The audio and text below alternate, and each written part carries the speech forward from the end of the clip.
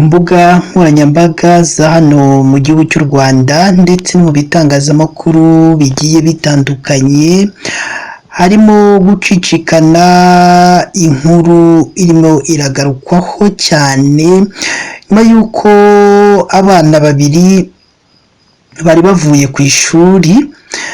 Ubwo rero bari bavuye ku ishuri, umwe yari afite umwembe mu gikapu, undi nawe aramusaba aza kuwukuramo, undi rero awukuyemo amukubita inguma ahita yikubita hasi. Urumva rero ni ibintu bibabaje cyane, ni ibintu birimo biragenda bigarukwaho ku mbuga nkoranyambaga. Abantu benshi barimo baragenda batangaho ibitekerezo bibaza impamvu ukuntu umwana yishe mugenzi we bapfuye umwembe. Murabizi ko nta muntu utarize primaire, urabizi iyo mwatahaga wagenda gukina n'abana mu nzira, abamwiganaga nyine urabizi mu bihe byawe, ishyire mu gihe cyawe cya kera ukiri umunyeshuri kijya kwiga muri primaire, ubwo ukuntu iyo mwatahaga nimugoroba mwagendaga mukina na mugenzi wawe, imba muguze ikintu mugasangira. Rero bino ntabwo ari uko byaje kugenda kuri bano bana bo mu karere ka Gasabo mu mujyi wa Kigali. Umwe rero yaje kurya umwembe wa mugenzi we, undi amukubita ingumi ahita apfa. Uraza rero kugenda umenya byinshi kuri iyi nkuru, akantu ku kandi, uko byagenze byose kugira ngo umwana w'umunyeshuri yice mugenzi we bapfuye umwembe. Niba rero ari ubwa mbere dusuye, jya munsi y'iyo nkuru urabona ijambo subscribe cyangwa se abone, uhita ukandaho n'akazugira kaza nako ntugasige, nako uhita ugakandaho.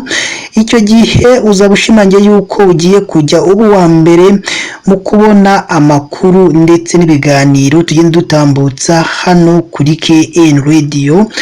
Reka twitse gatonya ubundi tuze tubabwira byinshi kuri iyi nkuru ibabaje, kuri iyi nkuru iteye agahinda irimo iragenda igarukwaho n'abantu benshi cyane, barimo barayitangaho ibitekerezo byinshi ku mbuga nkoranyambaga. Urabona ko nyine abantu nabo kubyakira mu mitima yabo byabagoye kumva ko umwana w'imyaka 12 yishe undi w'imyaka 14. Nyine kubyumva mu matwi yawe nawe biragoye cyane. Rero urumva ko niyo mpamvu abantu bose rero barimo baragenda bayitangaho ibitekerezo byinshi bibaza impamvu uyu mwana w'umunyeshuri yishe mugenzi we.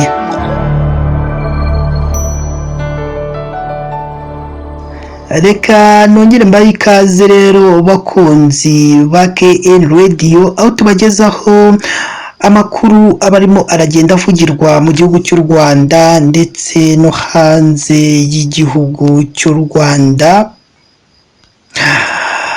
Ni ibintu bibabaje cyane, ni ibintu byababaje ababyeyi b'uyu mwana wa nyakuru, uyu mwana waje kwicwa na mugenzi we ubwo bari bavuye ku ishuri. Urumva nawe uri umubyeyi w'uyu mwana wapfuye cyangwa wabuze ubuzima, birababaza kumva wohereje umwana ku ishuri ukakira inkuru y'incamugongo ko umwana wawe yavuye muri iyi si y'abazima. Urumva birababaje cyane wohereje umwana wawe ku ishuri ari muzima, ukajya kumva ati mugenzi we yamwishe. Nawe kubyakira nyine ni ibintu bigoye cyane. Urumva rero uri umubyeyi ukuntu bimeze, niyo mpamvu tubanza kwihanganisha umubyeyi w'uyu mwana waje kubura ubuzima. Ni inkuru rero yaje kumenyekana ku gicamunsi cyo kuri uyu 28 Ukwakira 2024, nibwo inkuru y'icamugongo, nibwo inkuru yacicikanye cyane ku mbuga nkoranyambaga ndetse no mu bitangazamakuru bigiye bitandukanye, ivuga ko mu karere ka Gasabo ku ishuri ribanza rya Ngara riherereye mu murenge wa Bumbogo muri kano karere, umwana w'umunyeshuri ashobora kuba yishe mugenzi we amukubise yakubise igipfusi mu nda ubwo bari barimo barapfa urubuto rw'umwembe. Iyi nkuru y'incamugongo yababaje abatuye muri kano karere ka Gasabo ndetse n'abanyarwanda bose muri rusange. Yanagarutsweho cyane n'umuvugizi w'umujyi wa Kigali Emma Claudine Ntirenganya, aho yahamije ibyamakuru avuga ko umwana w'umunyeshuri yapfuye nyuma yo kurwana na mugenzi we bapfa umwembe. Aha uyu muvugizi w'umujyi wa Kigali Emma Claudine Ntirenganya yagize ati niko byagenze ngo abana bapfuye umwembe, ni ukuvuga ngo uriya mwana wapfuye yari afite umwembe, mugenzi we awukura mu gikapu cye, awukuyemo bararwana, uwafatiwe umwembe akubita undi urushyi, nawe ahita amwishyura amukubita ingumi ebyiri mu rubavu yitura hasi. Yituye hasi rero abantu benshi ntabwo bigeze bamenya ko yapfuye, ahubwo nyine bahise bavuga ko yikubise hasi bisanzwe. Amaze akanya rero nibwo uyu muvugizi w'umujyi wa Kigali yakomeje avuga ko ubwo yari amaze akanya yikubise hasi yahise ananirwa guhaguruka, bahita bamuryamisha ahantu, bahamagara inkeragutabara ije isanga byarangiye cyangwa umwana yashizemo umwuka kare.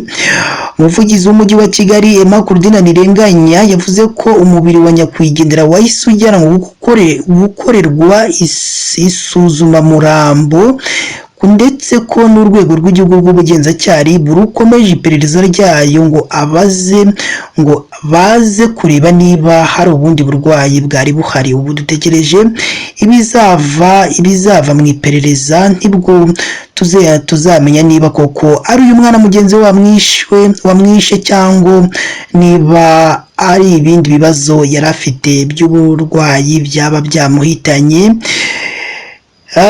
Ubu rero aya makuru akimara gucicikana mu bitangazamakuru bitandukanye ndetse no ku mbuga nkoranyambaga, twahise tugerageza no kuvugisha umunyamabanga nshingwabikorwa w'umurenge wa Bumbogo Nyamutera Innocent kugira ngo nawe twumve icyo avuga kuri iyi nkuru y'incamugongo, kuri iyi nkuru ibabaje yumvikanye muri uyu mujyi wa Kigali. Gusa nawe yaje yemeza byinshi kuri iyi nkuru, yaje avuga ko ayo makuru ari ukuri, gusa ntiyigeze agira byinshi atangariza itangazamakuru kuri iyi nkuru y'incamugongo. Gusa yavuze ko ayo makuru nawe yayamenye, kandi ayo makuru uko yayamenye ari uko nguko, k'umwana w'umunyeshuri w'imyaka 14 yishe mugenzi we, yishwe na mugenzi we w'imyaka 12 y'amavuko.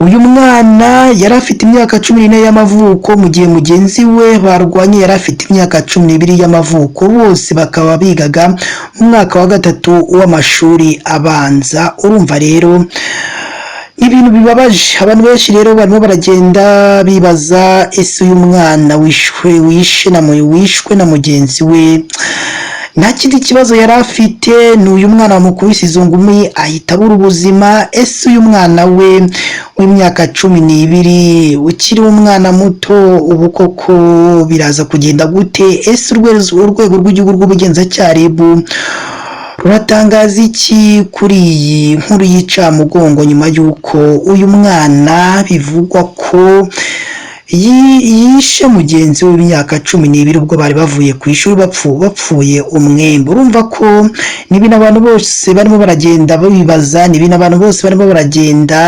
bigarukwaho cyane.